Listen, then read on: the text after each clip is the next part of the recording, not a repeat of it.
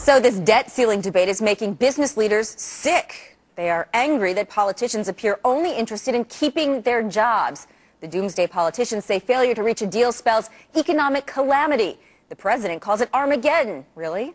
Well, a quick look at interest rates around the world shows that people are actually a lot more confident in the U.S. than perhaps a lot of us here in the U.S. Well, right now, the U.S. benchmark, the 10-year Treasury, is yielding just below 3%. Now, compare that to the benchmarks of Greece, which is blowing out. That yields at 18%, a technical default, if you will. Portugal's benchmark is up to 12.6%. So the gap is huge. Investors are so confident the U.S. will be good for its debt obligations that last week's Treasury auctions, several $billion worth, sold better than expected. And that is certainly saying something, especially since the Fed didn't do any of the buying. QE2, you'll recall, wrapped up last month. The message is clear. Investors believe the U.S. will get its fiscal house in order.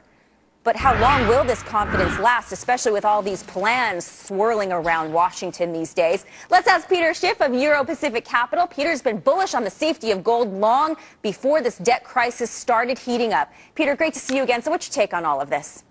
Well, on gold, it's going higher. You know, it had a pullback today, but I think it had its longest winning streak since 1980. And if you price the Dow in terms of gold, yesterday the Dow was worth less than 7.8 ounces of gold. That's the lowest level since the bear market began in 2000, when the Dow was worth 44 ounces of gold. That's so interesting. Now, some analysts, though, Peter, have come out suggesting that gold might break down, though, if we do get a debt deal. And as you know, markets today rallied on the expectation that we are closer to a deal in Washington. What do you think about that? Well, I think a deal is bullish for gold. You know, contrary to all this scare tactic coming out of Washington, if we have an economic Armageddon, which we may have, it's not going to be because we fail to raise the debt ceiling, but because we succeed. The best thing for the market, the U.S. economy, and the worst thing for gold is that we don't raise the debt ceiling and get our fiscal house in order right now. If we continue to kick the can down the road and raise the debt ceiling, that's bullish for gold and bearish for the U.S. economy and bearish for the dollar. That's a great argument. All right, so you've got these plans swirling around.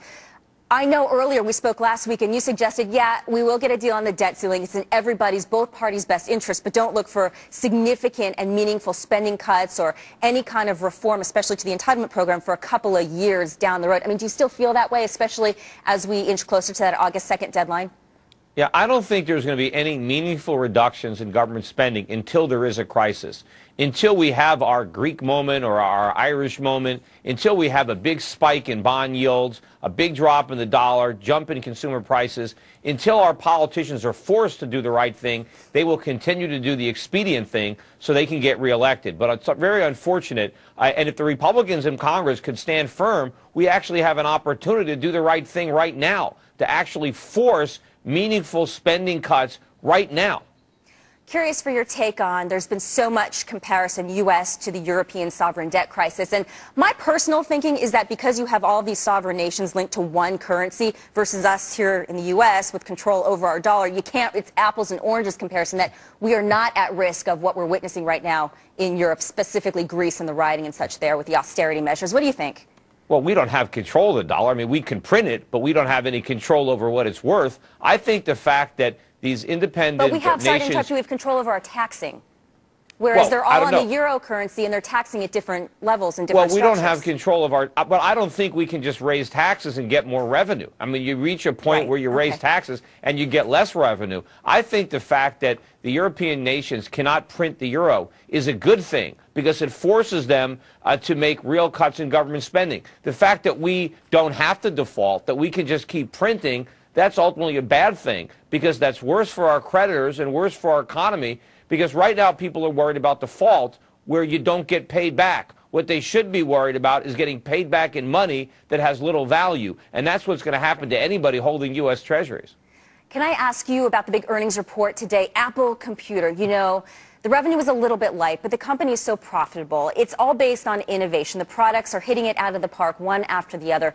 Innovation seems to be where this country, I don't know if you agree or disagree, is lacking. You know, the jobs creation, if we could just get these products out on the market where people are willing to spend on them, get consumer spending going. I mean, searching for solutions here because the broader economy is just in dire straits. Yeah, well, we need more companies like Apple, and obviously we're not going to get them. You know, the government is making it so difficult. I mean, listen to the comments Steve Wynn made the other day yesterday on his call, you know, the government is a big roadblock. It's been a roadblock in the past, but they're bigger roadblocks now. It is very difficult to invest and to grow a business in this country, not only based on the taxes and regulations that exist today, but based on the regulations that are being threatened to be imposed in the future. It is very difficult. And it's great that we have some companies like Apple. Unfortunately, we don't have enough. We had a trade deficit that came out, I think it was last week, of over $50 billion, the biggest in 3 years.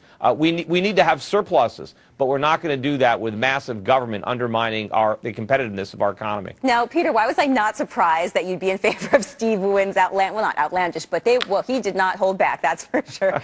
And that's coming from a Democrat. I know. He's a Democrat. I know, supports Harry Reid, he says, but boy, was he tough on Obama. All right, appreciate your time as always, Peter. Have a good one. Thank you. All right, so we're not done yet. Here's what's next on